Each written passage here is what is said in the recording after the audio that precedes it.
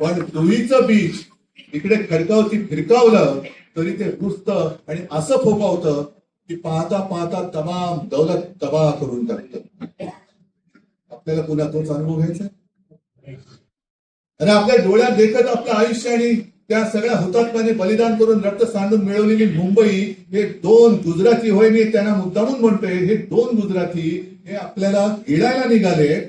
आणि तरी देखील जर का आपण आपल्या व्यक्तिगत महत्वाकांक्षा घेऊन तुझं माझं करत मुंबई त्यांना आंदोलन देणार असू तर माझं म्हणणं की अरे न लढलेलं तर दुफडी करून म्हणण्यापेक्षा त्यांना तुम्ही केकवॉक द्या. आणि मला तुमच्यापैकी एक सुद्धा माणूस फुटता कामा नये.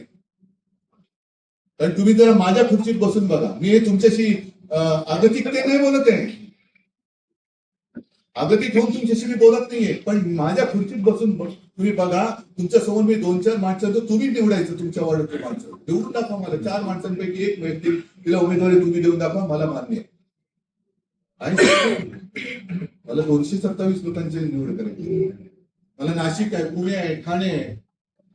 आणि वाईटपणा मी घेतोच ना. मी प्रत्येकाला सांगतो, सगळ्या प्रमुखांना सांगतो की तुम्ही वाईटपणा नका घेऊ, मी घेतो वाईटपणा.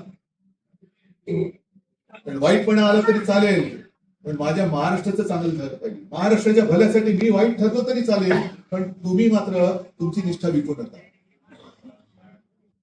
आज तो क्षण आलेला आहे. आजपर्यंत